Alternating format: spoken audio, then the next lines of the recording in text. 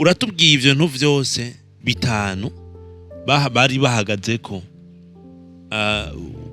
ivyanditswe vyonyene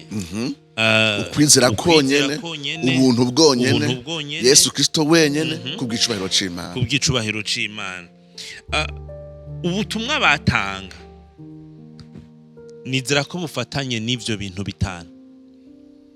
ivyo bintu uhejeje kuvuga uko bari babihurijeko n'umutima umwe ego abantu meje kuvuga novuga nti izo sola zitanu nibwo butumwa bari bahurijeko yaba Martin Luther yaba Zwingli yaba Theodore de Beza yaba Melanchthon yaba Calvin yaba Bullinger twari kuvuga benshi ariko bose nubwo butumwa bavuga kandi